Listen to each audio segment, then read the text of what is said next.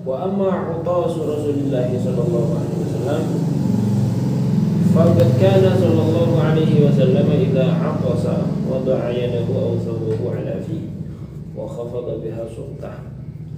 Adapun kalau bersinnya Rasulullah itu ketika beliau itu bersin, maka beliau itu meletakkan tangannya atau bajunya itu di mulut beliau, dan beliau mengecilkan suara bersinnya.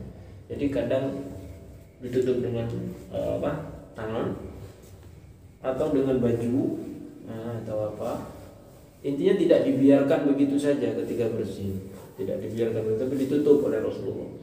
Dan beliau berusaha mengecilkan suara dari bersinnya tersebut, bukan dibiarkan sampai keras yang sampai orang yang jarak 2 meter kaget misalkan, enggak, ya kan? Tapi berusaha dikecilkan suara bersinnya itu.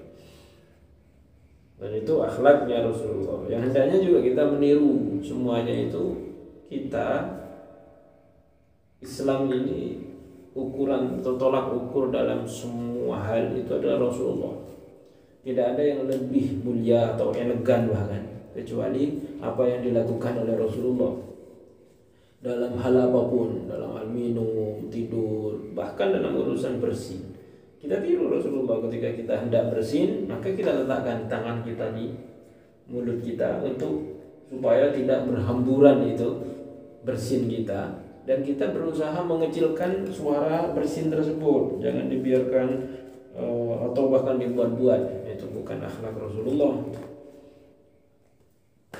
Wa kana sallallahu alaihi wasallam idza atasa hamidallah fayuqalu lahu yarhamukallah fayaqul yahdikumullahu wa yuslihu balakum. Dan ketika Rasulullah itu bersin tadi ditutup dengan tangan atau dengan baju dan dikecilkan suaranya, kemudian Rasulullah itu memuji Allah, itu mengucapkan alhamdulillah, dan yang mendengar itu akan mengucapkan yarhamukallah.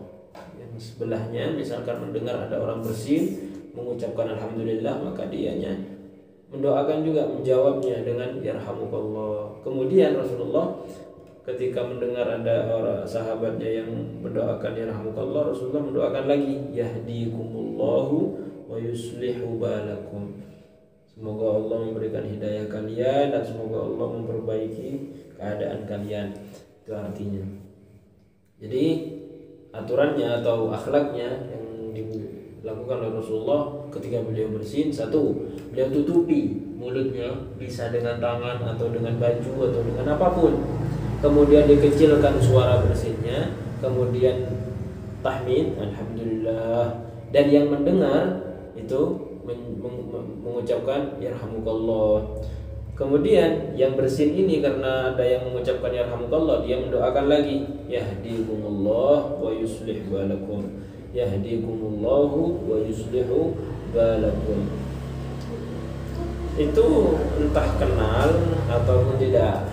Jadi ini kalau kata ulama ini minas sunanil mahjurah, ini termasuk salah satu sunnah yang sudah mulai tertinggal di zaman akhir ini. Ini salah satunya.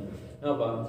Ketika mendengar ada orang bersin mengucapkan alhamdulillah, itu kita mendoakannya yarhamukallah. Itu sudah mulai tidak terdengar lagi itu dari sahabat-sahabat kita, dari teman-teman kita. Mungkin karena nggak kenal, tidak ada batasan kenal di sini, tidak diterangkan kalau kenal baru mengucapkan itu. Enggak, pokoknya ada orang Islam dimanapun bersin dan mengucapkan alhamdulillah, kita mendoakannya yarhamukallah, dan yang bersin itu mendoakan lagi yahdikumullah wa yuslihu balakum. Ini sebuah bentuk, kalau ini dipraktekkan oleh kita, maka Islam ini akan terlihat kerukunannya. Oh, Islam itu ternyata mengajarkan begini ya. Hatta tidak kenal di bis, di lapangan, di luar, tidak kenal, tidak saling kenal, tapi saling mendoakan satu sama lain.